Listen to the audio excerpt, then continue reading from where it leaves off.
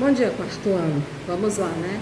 Vamos dar início essa semana às atividades de revisão no livro de reforço, tá bom? Então,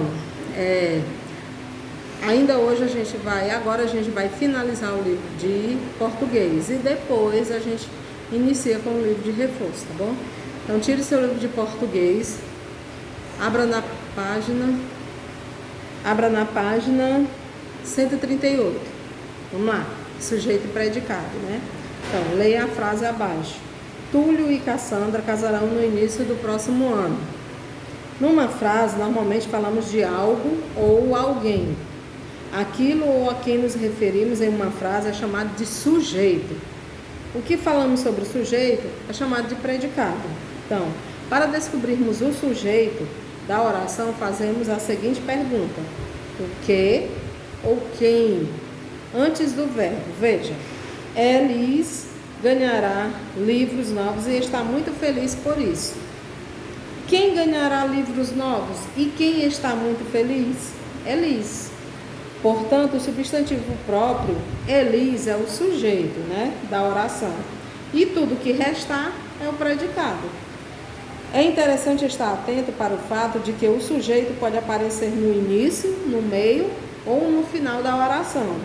Observe os exemplos. Saímos para almoçar, eu, Mateus e Bruno. Quem saiu para almoçar, né?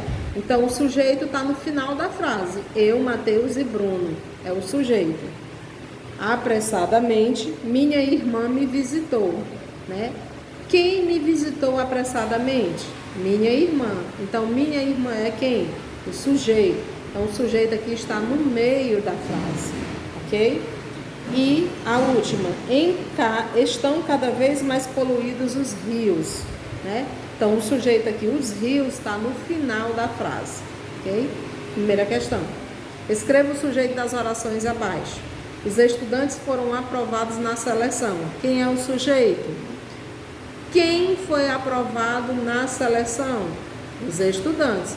Então, o sujeito é os estudantes, certo? B. O papai sempre viajava para Pernambuco nas férias. Quem sempre viajava para Pernambuco nas férias? O papai. Aí você escreve. E assim você vai fazendo com as outras frases, tá bom? Segunda, escreva ao lado de cada frase a pergunta feita para descobrir o sujeito.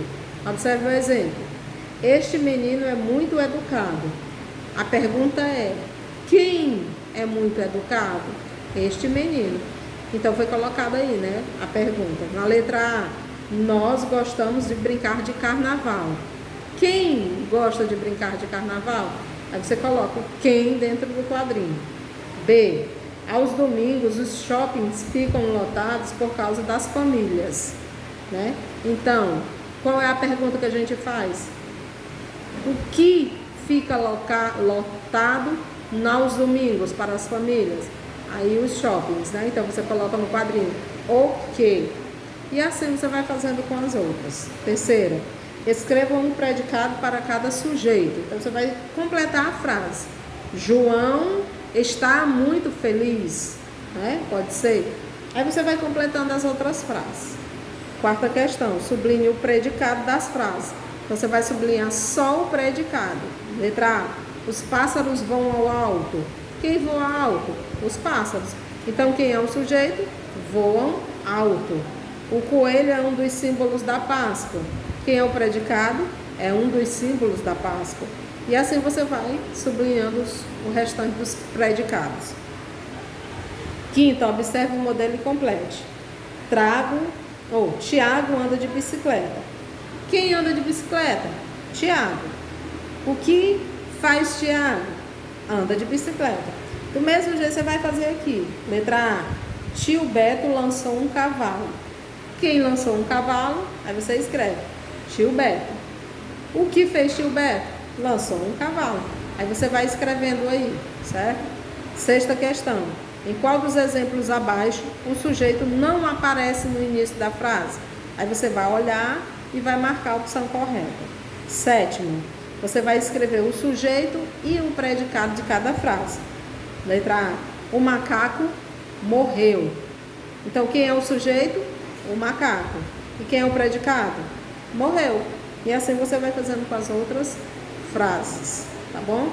Vamos lá para a ortografia. Mas e mais, né? Então tem aqui, ainda caberia mais um pouquinho, mas acho que a calça rasgaria, né? Então, perceba que as palavras destacadas no texto têm a escrita e pronúncias semelhantes, contudo apresentam sentidos diferentes. Exemplo, mas dá a ideia de contrariedade, opondo-se ao que foi dito anteriormente. Exemplo, ela é bonita, mas é muito chata. Mais indica quantidade maior e é o antônimo da palavra menos, o contrário de menos, mais. Exemplo, por favor, sirva-me mais café, certo? Então, a primeira questão, marcou o X as frases em que a palavra mas estiver sendo empregada de maneira incorreta, errada. Aí você vai marcar o X. E depois você vai escrever ela corretamente, aqui nos tracinhos. Segunda questão, complete as frases usando mais ou mas. Terceira, marque com o X as frases em que a palavra mais estiver sendo empregada de maneira errada. E depois você corrige ela aqui embaixo. Quarta questão, construa frases empregando o sentido correto das palavras mais e mas. Você vai escrever uma frase que tenha mais e uma frase que tenha mas. Daqui a pouco mais uma aula, tá? Até já.